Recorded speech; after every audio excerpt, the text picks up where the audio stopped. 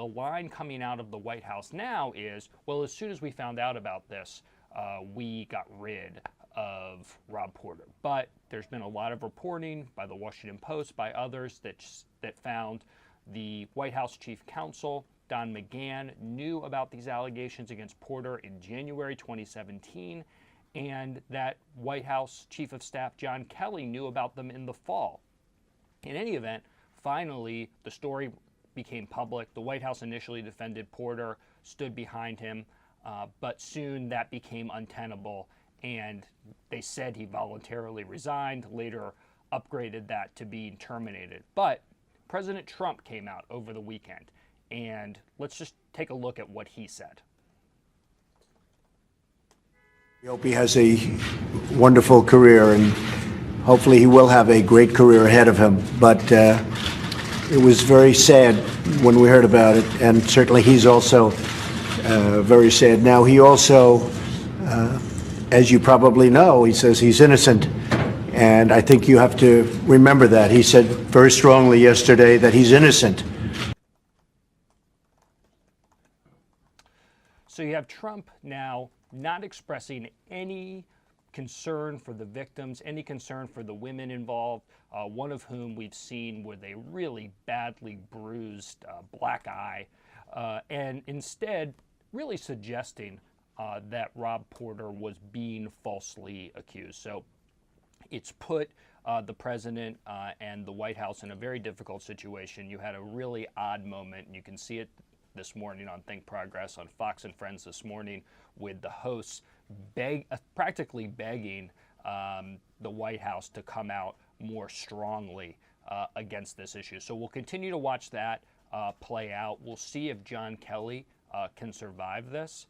In a normal White House, this probably would be the end for the White House chief of staff, essentially covering up for an accused domestic abuser. The real wild card here is Jared Kushner, because the fact that he has been unable to get a permanent signature clearance and has been in the White House more than a year has really impacted the ability of the White House to draw the line on other people, including Porter. Because if you start saying this is too long and if you can't get a permanent security clearance, you're out, it'll impact the president's son-in-law, and thus far it remains a mystery why he can't get it, but it doesn't appear to be anything good.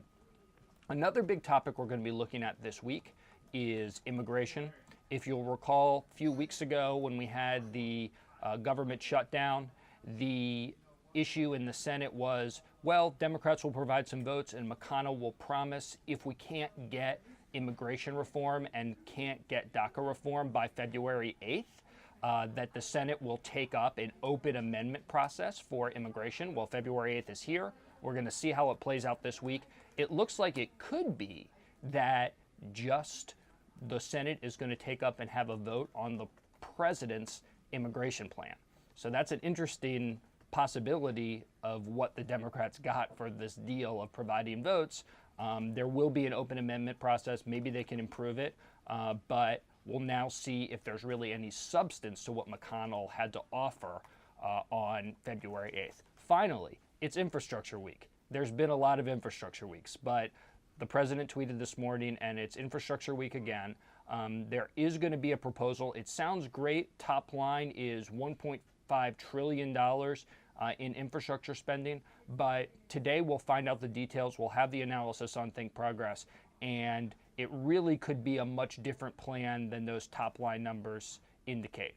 First, any additional spending, and it's expected to be only about $200 billion, could be offset by cuts to existing infrastructure programs. That's what we saw in the 2018 budget.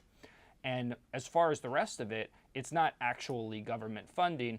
It's from the federal government, but it's states and localities putting up matching funds and private companies putting up money, and we'll see what kind of incentives the federal government is providing the private companies. It could be a situation where you have another, after these huge corporate tax cuts, you have another fairly substantial giveaway to corporate America. So those are the three topics that we're thinking about this week. And we're now ready to take some questions from the viewing audience. So let's get started. Going back a little, what do these firings and defenses reveal to us and show us about Kelly? Well, I think that when Kelly came in last July, there was a narrative that this is the adult in the room. This is the person who's going to provide order to the White House. And I think what we've seen as this has played out is that Kelly actually isn't as responsible right now as people think he is.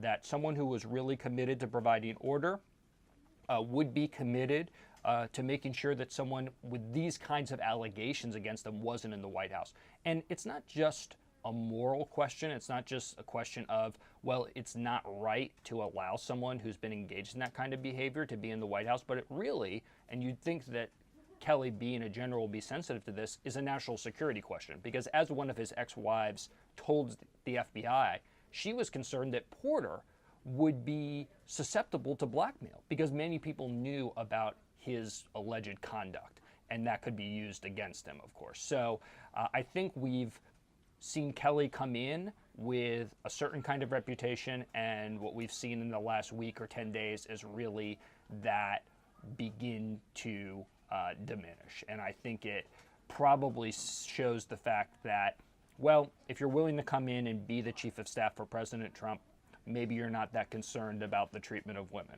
I think that's what we've learned. What does it mean that Trump is going to put more responsibility for infrastructure on the states? Well, it could mean a lot of different things. We'll have to see exactly what the plan, what comes out of the plan.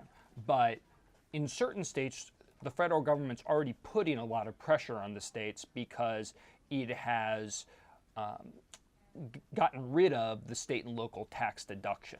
So what that means is effectively tax rates are being raised on a lot of their population. So they're going to be under pressure to decrease their tax rates so that people who live in a state like California, a state like New York, doesn't see a tax increase. So now you have the more pressure being put on the states of, well, you've got to put up this extra money to match these if you want to take advantage of this infrastructure spending. In some sense, that could be great. Maybe it'll inspire some states to provide this needed funding for infrastructure. Supposedly the actual need is about $4.5 trillion by 2025, which is a lot more than even Trump is proposing, even if you take his top line number at face value. But it could end up really squeezing the states, and states may not be in a position to provide all of this additional money. But a lot of that is going to be in the details and what's the split. How much of it has to come from the states and localities? How much does it have to come from the federal government? We don't really know right now, but it looks like a lot of it is going to have to come from the state level. Have we seen this before? Well, we saw it a little bit before in the 2018 budget. There were kind of the outlines of this plan. And, you know, we've certainly seen the issue before where something is presented as one thing, and when you dive into the details, it's something else. So I think that even President Trump has expressed some skepticism of this plan, which is a little odd. It's his plan, but he seems to be distancing himself from it somewhat. But anyway, the plan is going to come out later today. We're going to have an analysis on ThinkProgress, and we should have all the details broken down as quickly as possible. Well, so it looks like that's all the questions and all the time we have for today. Thanks so much for tuning in, and we will be back in 2 weeks with a little bit of a revamped show. So we look forward to seeing you then.